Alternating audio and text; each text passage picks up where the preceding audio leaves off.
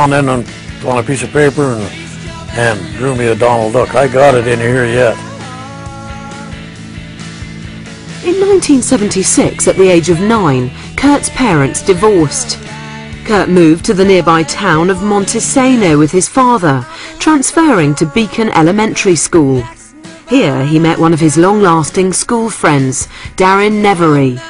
When I first met Kurt, it was, I want to say like 1975. We were in the 4th grade, and he was just a new kid that came in, and he was very shy, but he did have a very good sense of humor. And you know, he loved like Saturday Night Live and, you know, all the comedy and things like that. So he was you know, quiet and reserved at times, you know, especially in his younger years, but you know, the more you got to know him, you know, he was a lot of fun to be around. I don't know, I remember him as a good kid, is the way I remember him.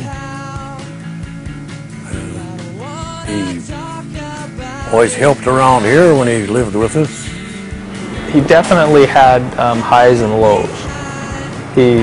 A lot of times he was a very happy kid, but then there was a lot of times when his mood would be down in the dumps. You know, things would come up, you know, especially if it was around, you know, say something was focused around divorce, you know, like his parents or things like that. You know, he did have some times where, you know, certain things he was uncomfortable about, or just, you know, he'd have a hard time being in a bad mood, like most kids, you know, but you know, he had a lot of happy times too. Kurt's dad, when he was a little guy,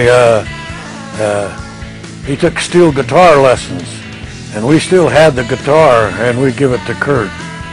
But the amplifier didn't work right, and he finally, I guess, just tore it all up to see what it was made of. And he'd always pounding on pots and pans, beating them all. We always thought he'd be a drummer instead of a guitar.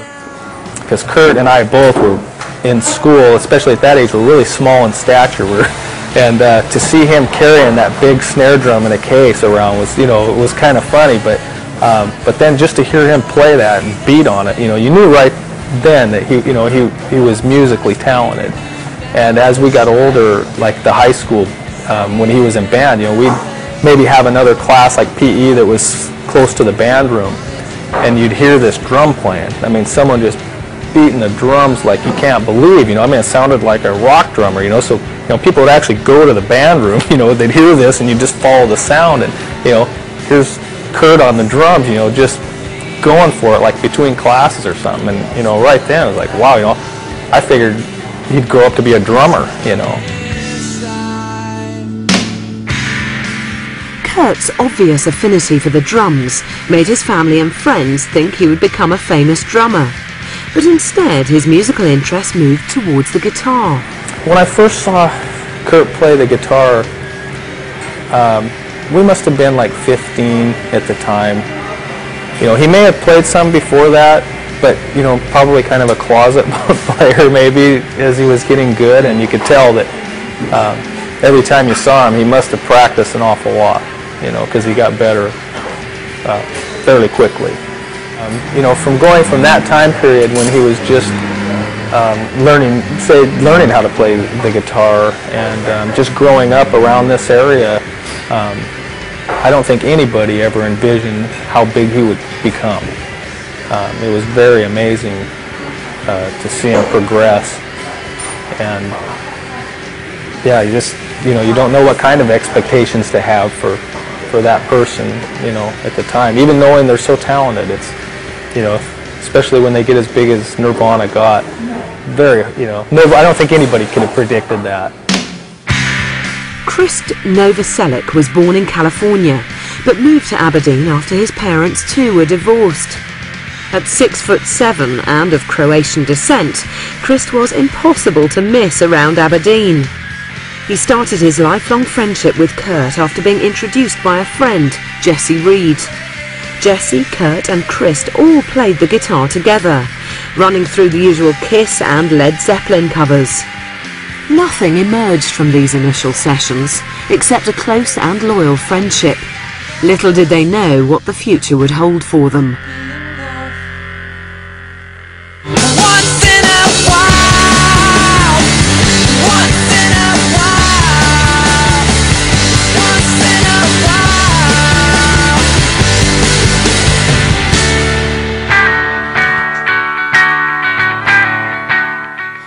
Moving back from Montesano High School to his new school, Weatherwax in Aberdeen, Kurt hooked up with classmates Steve and Paul, who shared his love of heavy metal.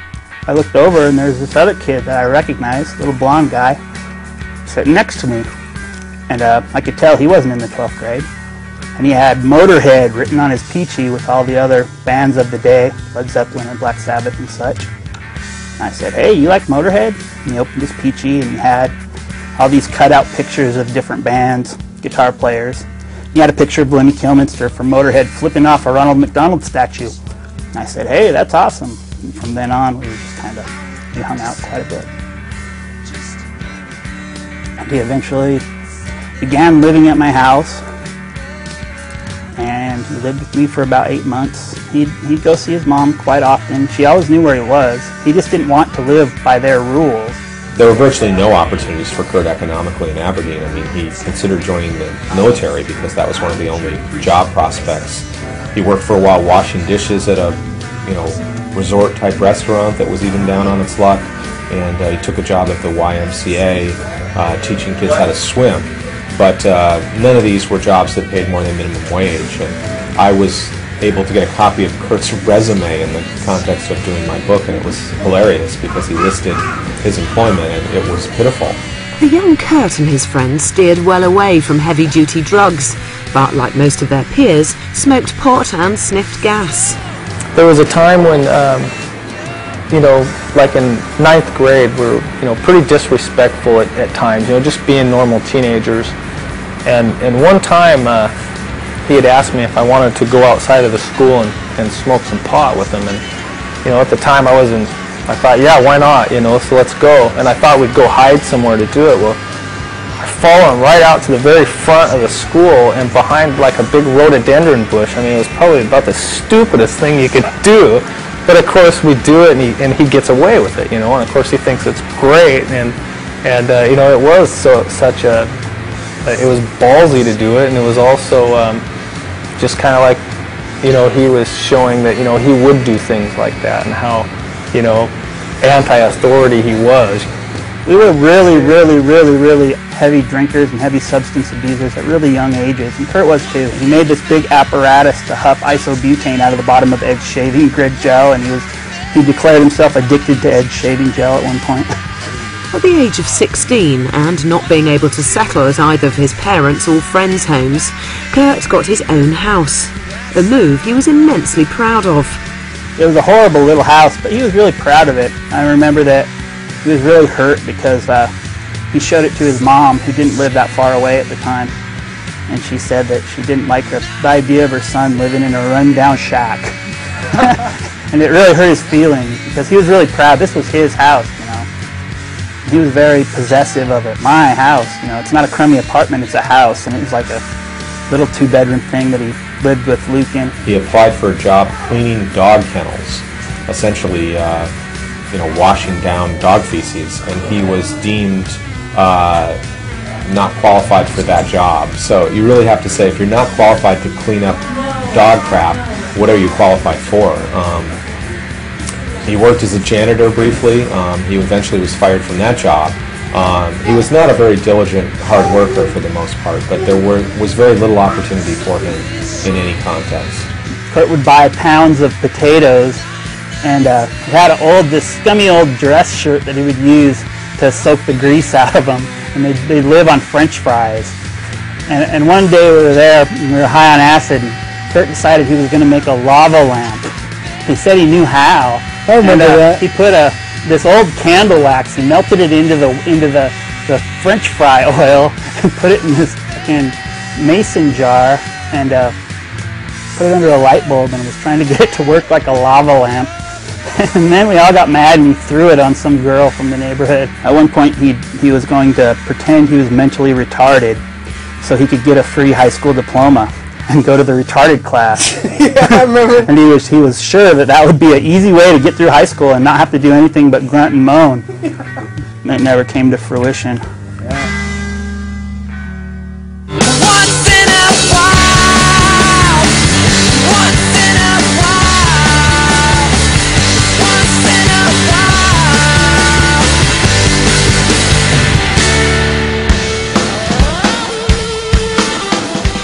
After a succession of dead-end jobs, it became obvious that there were few opportunities around that fitted in with Kurt and his lifestyle. There was, however, a local Aberdeen-based band, the Melvins, who inspired Kurt and his friends enormously. The Melvins' influence was huge. Buzz Osborne, not for just Kurt, but for anybody that wanted anything to do with music in a sort of punk rock underground sort of level, not just in Grays Harbor, but in Seattle as well. Buzz Osborne's been a sort of a daunting shadow to live under, and it probably affected nobody more than Kurt Cobain. I remember the first time the Melvins went on a national tour.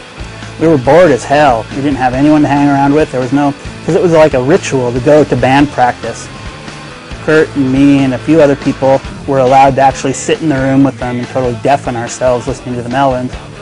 And one afternoon, Pig and Kurt and I were taking acid. And Kurt said, well, we should just go and bullshit our way into Krober's house and we'll jam. And Pig played a little guitar. At the time, I didn't play anything.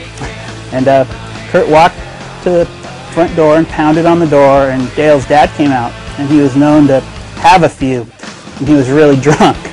And Kurt said, we're the band, we got to jam.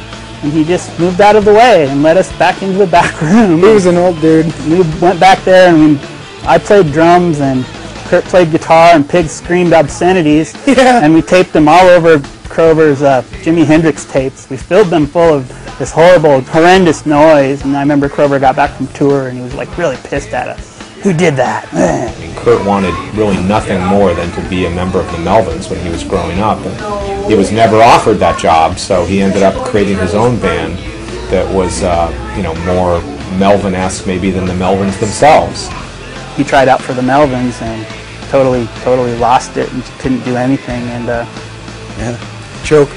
yeah, But he got together with Novi, and Novi in high school, God, was just a one-man entertainment yeah, show. he was. No Such was the class clown that was older. He was real He tall. ran for student body vice president at one point, and I remember my sister saying, "Stay away from that guy. He ate rhododendrons." Well, Kurt had met Chris Novoselic in high school, and so they met when Kurt was about 15 or so. Chris was 1 year older. They really didn't become friends until Kurt had dropped out of high school. Novoselic had graduated. He always sort of jokingly said later that he managed a lot of the band's finances because he was the only one with a high school education, which is true. So they became fast friends, probably in about 1986 or so. Their friendship really began to blossom. The band began in about 87, 88. It's still hard to know when the genesis of it actually is. Novoselic was Kurt's oldest friend, and his bass playing, while it's not, he's not a virtuoso on the bass, but he is very musical in a way that reminded me, an old fart from the Boomer era, of Paul McCartney. Well, at first they jam above Cobain's Chris's mom's hair salon. Yeah. And it would just be party time. And Kurt would play the drums sometimes, and they'd play a half-assed version of Hey Hey We're the Monkees with Chris on guitar and Kurt playing drums. And then they were trying to find a drummer. Novoselic, brought in a number of the other players of the band. Kurt also knew Chad Channing, the original drummer. Aaron Burkhart was a neighbor. So people were sort of in and out of the band at that point. For a while, Greg Hokinson played bass, and they were called Fecal Matter with Krober on the drums. And then they went to Seattle to Kurt's aunt's house to record a 4-track demo. And they decided that Hokinson was a misogynistic, racist, redneck hick, and so Kurt played the bass too on that. And that tape's still, there's a copy of it somewhere.